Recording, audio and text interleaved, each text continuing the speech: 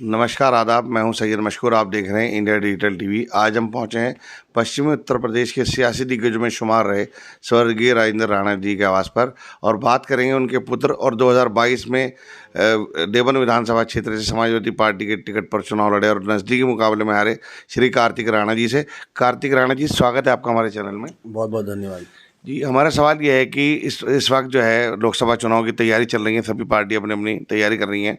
2022 के लोकसभा चुनाव में समाजवादी पार्टी और तमाम जो विपक्षी दल हैं गठबंधन बना रहे हैं, क्या संभावनाएं आपकी नज़र में हैं?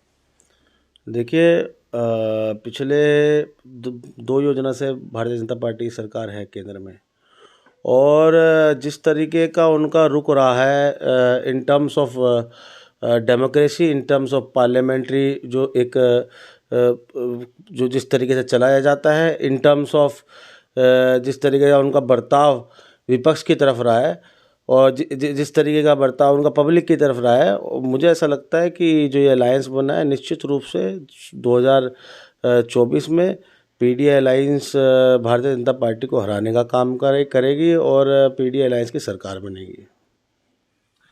संसद में हंगामा चल रहा है, वो जो संसद का मामला था सुरक्षा को लेकर, विपक्षी दलों ने हंगामा किया है, उसमें कुछ अमर्यादित मामले भी हुए हैं, इसलिए कुछ सांसदों को निलंबित कर दिया गया। उसके बारे में आप क्या कहना चाहेंगे?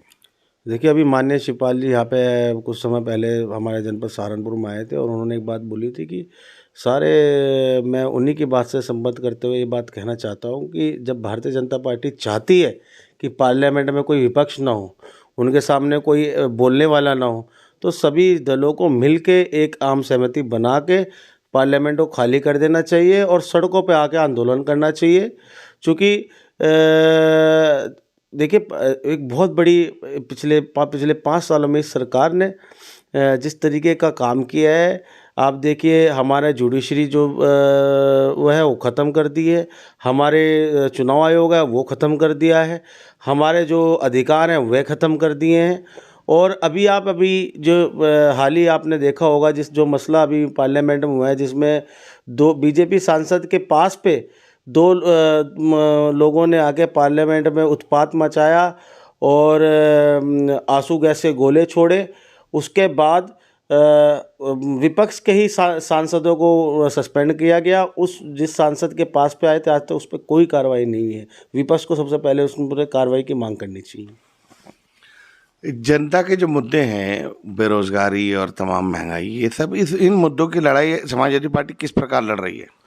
देखिए, हम लोग सड़कों पे आके आंदोलन कर रहे हैं। आज भी हमारे पार्टी की तरफ से माननीय राष्ट्रीय अध्यक्ष जी के दिशा निर्देश पे एक आंदोलन हम लोगों ने सड़कों पे किया है और पूरे प्रदेश भर में हो रहे हैं। देखिए, इस सरकार ने मैं तो गन्ना क्षेत्र है हमारा, यहाँ पे गन्ना किसान है पश्चिम उत्तर प्रदेश में, हमें गन्ने का मालूम है। हमारी सरकार थी, हमारी सरकार में 40 रुपया बढ़ा। इस सरकार में आज तक इस योजना भी हम लोग किसान इंतज़ार कर रहे थे कि कुछ ना कुछ बढ़ेगा, गन्ना मूल्य नहीं बढ़ा है। उसके अलावा बेरोज़गारी चरम सीमा पे पार कर चुकी है। उसके अलावा इतना ज़्यादा एक हिंदू मुस्लिम में इस सरकार में हुआ है कि आने वाली 10 पीढ़ियाँ हमारी गुजर जाएंगी, लेकिन हम लोग वो जो खाई इन लोगों ने पैदा करी है वो लोग भर नहीं पाएंगे। तो इस तरीके की सरकार ये लोग रहे हैं। झूठ बात बोलते हैं, झूठ को इतनी बार बोलते हैं कि वो सच लगने लग जाता है। और इनके नेता आप देख लीजिए, हमारे समय पे हमें मालूम है कि तहसील थानों में अगर हम कोई भी जनता का प्रतिनिधि फ़ोन करता था, उसके काम वो करते थे। आज के समय में ऐसा है कि आदमी तहसील थानों में अगर कोई 100 रुपया उस समय पे दे दिया करता, तो आज 5000 रुपये लेते हैं लोग, और काम की कोई गारंटी नहीं है। तो इस तरीके का भ्रष्टाचार है। जो प्रशासनिक जो अधिकारी हैं, वो एक ऐसा माहौल लोगों ने पैदा कर दिया है। कोई गरीब आदमी, जो दबा कुचला वर्ग है, कोई सरकारी कार्यालय में, किसी तहसील में, किसी थाने में जा नहीं सकता है, हिम्मत नहीं है, और यही अधिकारी लोग इनकी सरकार बनवा रहे हैं। ये थे समाजवादी पार्टी के वरिष्ठ नेता कार्तिक राणा जी, जिन्होंने बताया कि 2024 को लेकर विपक्षी दल एकजुट हैं और इनको उम्मीद है कि इसके सकारात्मक परिणाम आएंगे। आप देखते रहिए इंडिया डिजिटल टीवी।